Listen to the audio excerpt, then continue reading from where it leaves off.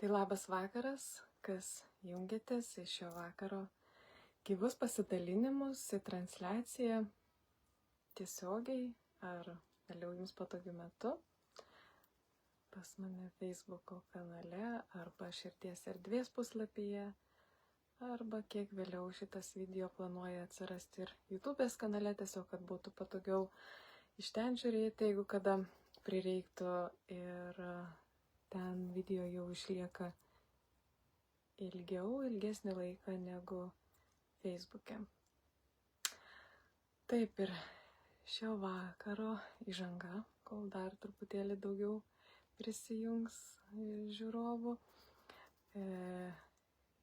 yra ta, kad štai ir vėl laidelė kaip klausimas, atsakymas ir praktika, kur įvairiais rakursais nagrinėju įvairias temas ir stengiuosi pasižiūrėti į visas iškilusias situacijas tiek per psichologinę prizmę, tiek per energetinę, tiek remdamasi savo pojūčiais, tiek remdamasi savo patirtimi asmeninė, tiek remdamasi patirtimi ir įžvalgomis iš savo darbo su žmonėmis, iš savo vidinio darbo, vidinio savo kelio, kuris būna ne visada linksmas ir smagus, bet būna linksma ir smagu apie tai dalintis, kai tai pasibaigia, kai pavyksta surasti tą, kaip aš sakau, išrišimą ir tada jau galima pasidalinti, kai su visais, kaip tai veikia. Nes nežinau kaip jums, bet bent jau man yra sunku kalbėti, kai kažkas yra negerai, nes aš būnu labai dažnai, šitokia yra mano charakterio savybė, kad kai man kažkas nesiseka arba man yra blogai, aš dažniausiai užsidarau, bet tam, kad rasčiau atsakymą pati, kodėl tai iškylo, kodėl tai man nutiko arba kas negerai. Tai yra ne tam, kad tiesiog maudytis tame, kas nutiko, bet emociškai, bet aš dirbu su savimi tuo momentu stipriausiai, kiek galima labiausiai atsitraukusi. Ir bandau išspręsti tą klausimą, kas čia vyksta, kodėl taip vyksta. Ir kai jau aš išsisprendžiu, tada aš jau einu į eterį su ta tema ir dalinuosi, ką supratau, ką suvokiau, kas padėjo man perlipti kažkokį vidinį laiptelį, kas atrasti dar kažkokią paslėptą ego programą arba dar ką nors. Ir taip galiu pasidalinti, nes tiesiog mėgstu pasilikti viena dėl to, kad tiesiogiai kontaktuoti su savo iškilusiu skausmu. Tada su juo aš akis į akį pasikalbam ir bandom spręsti, kas ten nutiko. Tai va, o tada ir paskui kyla daug šitų suvokimų, kuriuos aš jums ir parašau Facebook'e, ir pasidalinu gyvose transliacijose, ir meditacijos iš to gimsta, ir kažkokie kūrybiniai dalykai. Būtent po to, kai aš ir mes visi perlipam kažkokią tai savo kelio atkarpą ir kurią perėjus vyksta išsiplėtimas ir mes tą išsiplėtimą anksčiau ir vėliau pajaučiam. Tai va, tai tokia įžanga, kol dar prisijungia prie mūsų daugiau žiūrovų, ir šio vakaro tema yra kaip vėl įsimylėti. Taip, labai smagus šiaip pavadinimas, priduodantis toks lengvumo šio vakaro pasidalinimams. Ir iš tikrųjų jau kurį laiką galvoju apie tai pasidalinti ir netgi jau pradėjau dalintis per vieną savo susitikimą. Tai va, ir pradėsiu nuo to, kad įsimylėti, kalbėsiu apie tą gilesnę prasme, ką iš tikrųjų neša tas įsimylėjimas, nes yra daug kas kalba apie tą įsimylėjimą, kad tai yra laikina, kad tai praeina, kad paskui meilę reikia užsiauginti po to, kad tas įsimylėjimas yra trumpalaikis ir nieko nereiškia, tik tais paskui, kai jau ten daug įdedam, daug įdirbio, atsitranda ta tikroji meilė partnerystėje, draugystėje arba dar kažkur. Tai yra tiesa, bet kodėl tada tas įsimylėjimas reikalingas ir ką jis duoda, kas yra energetiškai yra įsimylėjimas. Tai įsimylėjimas energetiškai yra ir reiškia mūsų atvirą širdį. Tuo metu, kai mes jaučiamės įsimylėjusios arba įsimylėję, mūsų yra atvira širdis. Kaip ir viskas gražu, teka, tiesiog jausmas, norisi dalintis, norisi būti su savo to įsimylėjimo objektu, žmogumi, ar nežinau, kas ten, ar būna, galim imti plačiai prasme kūrybą, arba dar kažką tai. Ir norisi tą daryti, ir jaučiasi ta graži tėkmė. Tik tais koks yra vienas, bet kadangi mes įeinam į tą įsimylėjimą, į tą atvirą širdį ir mūsų, nepadauginsiu pasakydama, 90% žmonių mes nemokam gyventi su atvira širdimi. Labai didelė procento dalis žmonių nemoka gyventi su atvira širdimi ir mes visi kartu, mes į savo tą atvirą širdį pritraukiam ir lūkesčius, kažkokias projekcijas į ateitį, kažkokius perdėtas svajonės, perdėtus norus. Taip, tai irgi yra pernelyg atviros širdies požymiai, kai jau prasideda skraidžiojimas. Yra tas, kai man gera būti atviroj to širdį, tam tikėjime, tam įsimylėjime, taip kaip viskas yra. Ir paskui, kaip ir uždara širdis, jinai irgi išeina į savo priešingybę, jinai kai užsidaro, tampa akmeninė, sušalusi, sustabarėjusi, nenorinti bendrauti, nenorinti dalintis. Taip, tai čia yra, kaip mes labai gerai žinom, kas yra ta uždaryta širdis, tas šaltis. O atvira širdis ir jos, kai yra per daug tas atvirumas, yra perdėtas tas atvirumas, tas skraidžiojimas. Tai vat ir yra tasai pakilimas virš realybės, kažkur pakilimas virš debesų ir kažkokios kitos realybės matymas, kurios nėra.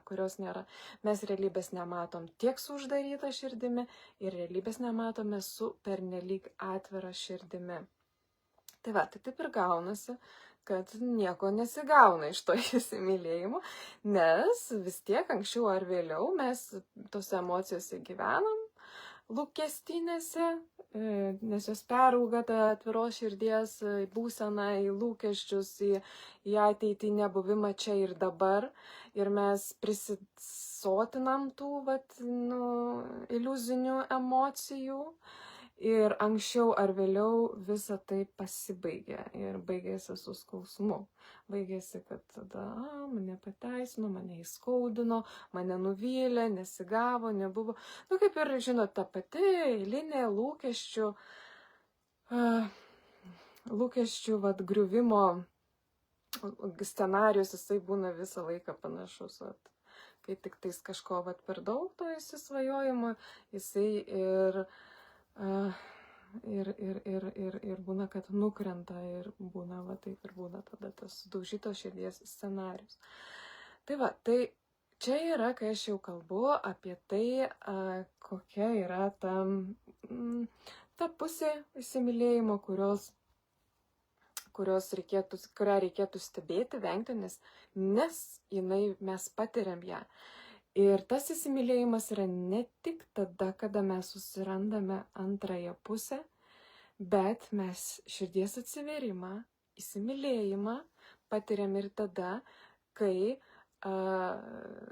su partneriu ar ne būna, tada jau kai susikuria šeima, kai gimsta vaikelis, ypatingai pirmasis, tada vėl būna širdies didžiulis atsivėrimas, dėmesys jam.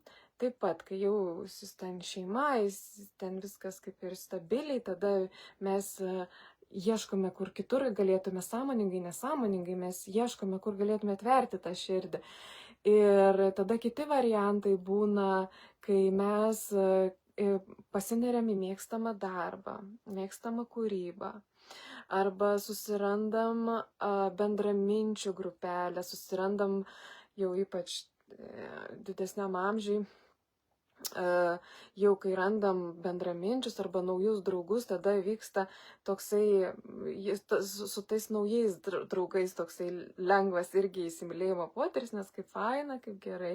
Tai vat, arba įvyksta kažkoks naujas gyvenime pokytis, išsikraustant kažkur gyventi, arba statant naujus namus, ar išsikraustant į naujus namus. Bet visada būna tasai tas panašus įsimylėjimo laikas, tas įsimylėjimo jausmas, tik laikas būna skirtingas, jisai trunka ten ilgiau, trumpiau, arba būna smarkesnis arba mažesnis tasai įsimylėjimas. Ir būna ta atvira širdis, kuri, jeigu mes prižiūrim tą atvirą širdį ir neišeinam į lūkesčius, į svajonės, ten kažkokias įsisvajojimus, tada viskas gerai, viskas teka ir nuteka ten, kur turi būti, dar didesnė kūryba, dar didesnė draugystė, dar kažkokius gražesnius santykius. O jeigu tai buvo lūkesčiai, tai jie po truputį krinta šydas, krinta akiniai nuo akių rožinės spalvos ir vis tada rodo tą tikrą realybę, o jeigu dar mes tom emocijom pasimaitinom, to įsimylėjimo netikro, iliuzinio, tada būna skaudus tasai nukritimas. Tai va, bet dabar, tarkim, mes imam tą įsimylėjimą, kuri, tarkim, gražiai mes su juo susitvarkom, pastebim, žinom ir išliekam to adekvatumo ribose ir gražiai išbūnam tame įsimylėjime. Tai ką jisai duoda? Galim atkreipti dėmesį, bet kai mes esam tose mano išvardintose situacijose lengvai įsimylėjusios, mes jaučiame, kaip ir sakiau, atvertą širdį, mes jaučiame draugiškumą, mes jaučiame švelnumą, mes jaučiame be galo didelę toleranciją, taip, mes jaučiame meilę ir mes norime jausti kitą žmogų. Arba tai yra partneris, vaikelis, darbas, ką mes užsiemam kūrybą, norim transliuoti tą energiją, ar ne, per savo kūrybą, kad jinai tekėtų, tai jeigu čia yra tasai gražus, tas sveikas įsimylėjimo jausmas, tas įduoda atvirą širdį. Ir jisai duoda atviros širdies pojūčius, potyrius ir kūrybą. Kūrybą, gražią, švarią energiją. Nes visada tie darbai, kurie sukurti iš meilės arba iš to tokio gražaus, iš tos gražios kibirkšties, jie būna patys tokie fainiausi ir kad ir paskui bandom pakartoti, taip kartais net ir nesigauna, ypatingai jeigu lūkesčiai paskui nukrenta. Tai ta atvira širdis, jinai ir tas įsimylėjimas, jisai sukuria labai gražus dalykus. Ir svarbiausia, kas yra svarbiausia čia, vienas labai didelis dalykas. Mes viską tai darom noriai. Noriai stengiamės dėl kito žmogaus. Noriai jį išklausom. Norim apie jį sužinoti. Noriai darom tuos darbus, kurie padėtų mum įgyvendinti mūsų kūrybą. Noriai padedam vaikeliui užaugti, nes jaučiame tą gražią jungtį tarp širdies ir širdžių ryšių, kol yra toksai gražus ryšys tame tarpsnėje gyvenimo etape. Tai yra tasai noras toksai gražus. Ir su laiku bėgant, kaip ir sakiau, tos atviros širdies atsivėrimo vietos jos nukrypsta ir staiga mes, tarkim, nuo partnerio ten pabuvom noriai, paskanavom, atsirado naujas objektas, tada, tarkim, padidėjo šeima, ten nukrypo tas įsimylėjimas, tada, tarkim, atsirado kažkokie nauji įvykiai, ten nukrypo. Ir kai jie nukrypsta, nukrypinėja, tas mūsų dėmesys, tas mūsų noras, geranoriškumas, mes paliekam labai dažnai užnugaryje. Ne visi 100%, bet palikinėjam savo partnerius ar savo vaikus vis savo užnugaryje, nes jeigu atsiranda naujas objektas ir mes maitinamės iš to įsimylėjimo, tai mes po truputį užmiršinėjom, kas buvo anksčiau. Ir jau ten atsisukti paskui yra labai sunku, labai nesinori. Bet gyvenimas priverčia per įvairiausias situacijas, per konfliktus, per visokias situacijas, kur mum ego iškyla, įvyksta kažkokie dalykai, kur parodo, kur mūsų partnerystėje yra netvarkoje arba yra kažkoksai chaosas ar dar kažko, ir mes tada turim atsisukti į tą vietą, kurią reikia mums išgydyti. Tai va, ir tada atsisukam į tą vietą, kuri mus labiausiai skaudina. Gyvenimo momentais, tarkim, jau nuėjus visus tos žymiausius įsimylėjimo etapus, paskui mus kviečia atsisukti ten, kur mes lyg iš pradžių noriai įsimylėjom, bet paskui jau toliau tęsti to įsimylėjimo arba gilesnis pažinties nenorim. Ir mums skauda, mums netgi skauda ir netgi yra geras dalykas pripažinti savo, kad aš nemyliu, nenoriu, bet man tiesiog patogu, man gerai, man viskas gerai. Bet savo pasakyti, kad nori gilesnį ryšį, būna toksai atsakymas. Ir tai būna pati ta tikroji nuoširdžioji tiesa apie save, kad kai atrandam, kur mes kažką mylėjom, bet tiesiog tos meilės ne tai, kad paskui rodėm tą meilę, bet tai jau nebebuvo tas širdies atsivėrimas, kuris buvo pačioj pradžioj. Tai va, ir norint vėl tą išauginti arba pradėti mylėti, tada turim vėl atsisukti į tą savo skaudančią vietą, tą skaudantį žmogų, kuris skaudina, arba tą artimąjį, arba savo nebaigtą projektą, ar dar kažką. Ir mes, aišku, per jėgą netversim savo širdies, per jėgą neįsimylėsim, nežengsim kažkokių žingsnių, kurie yra priešingi mūsų jausmams. Bet mes galime toje situacijoje, kurią reikia sutvarkyti, kur reikia mums vėl kažką iš naujo įsimylėti, kur yra artimas žmogus ir reikia vėl iš naujo sukurti santykį, sukurti ryšį, mes turim savo informaciją, mes turim savo žinias, jausmą, kas yra tas įsimylėjimas. Mes jį patyrėm tiek daug kartų, tą sveiką įsimylėjimą. Ir žinom, kai mes buvom įsimylėjusius, ką mes darydavom, kaip reikšdavosi mūsų geranoriškumas, kaip mes elgdavomės. Arba gal dabar esam kažką įsimylėti. Irgi galima atkreipti dėmesį ir pažiūrėti, kaip mes elgiamės, nes yra atvira širdis. Ir tai yra mūsų informacija, kaip mes elgiamės, kai mūsų atvira širdis.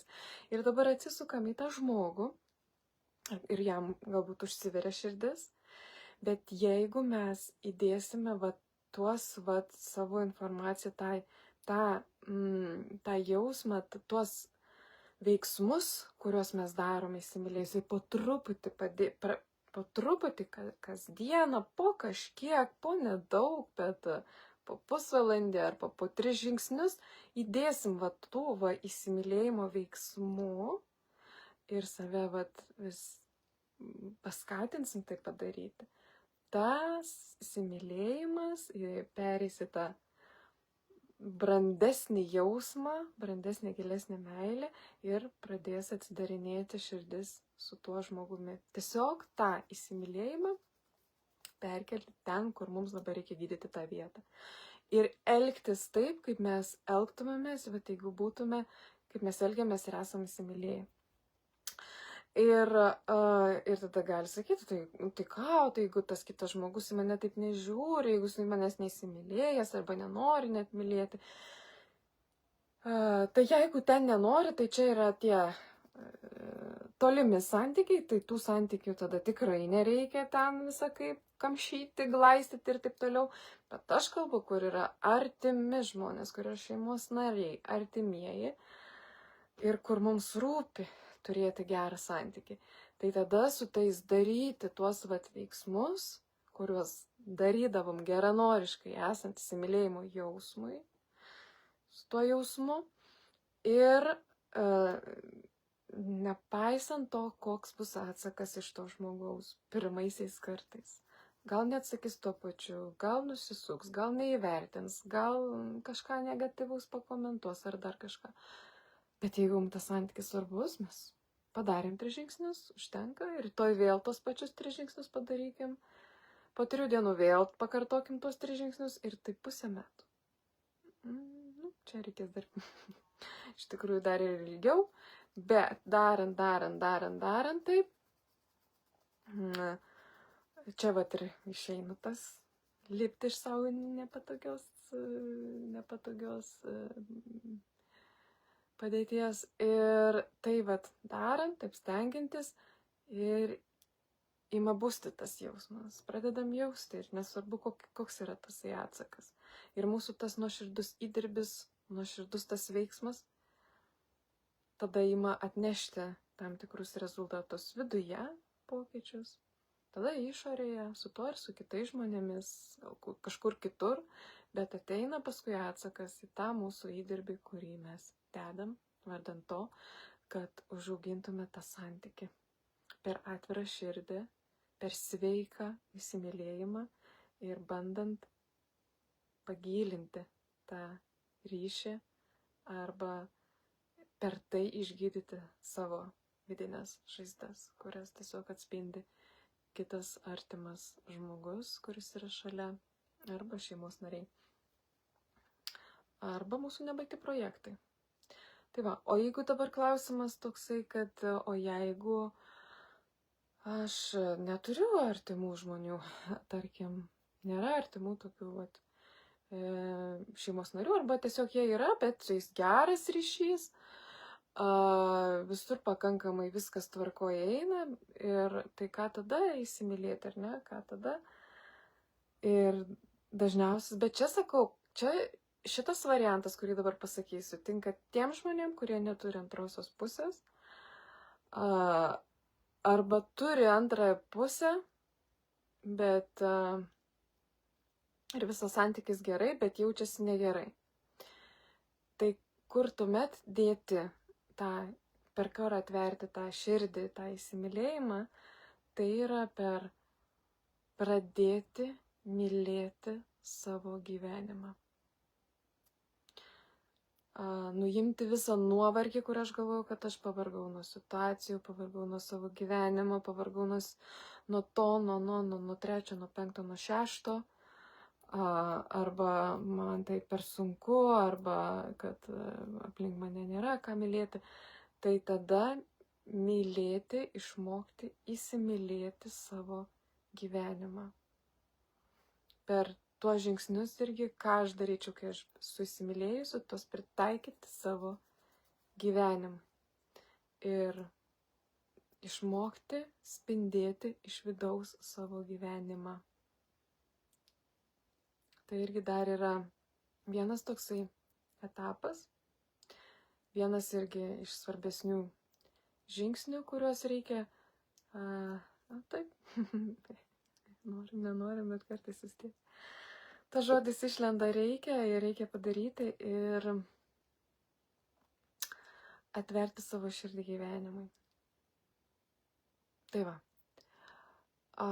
Tai čia tuo atveju, kai pas mus kaip yra lygtais viskas yra tvarkoj, yra ta nuoširdus ryšys su viskuom, bet vis tiek kyla toksai slogulys, slogus jausmas, toksai mėgdantis ir slegiantis, tai tuomet yra ženklas, kad reikia jau kreipti dėmesį į savo gyvenimą, į savo jauseną ir ką aš išspinduliuoju.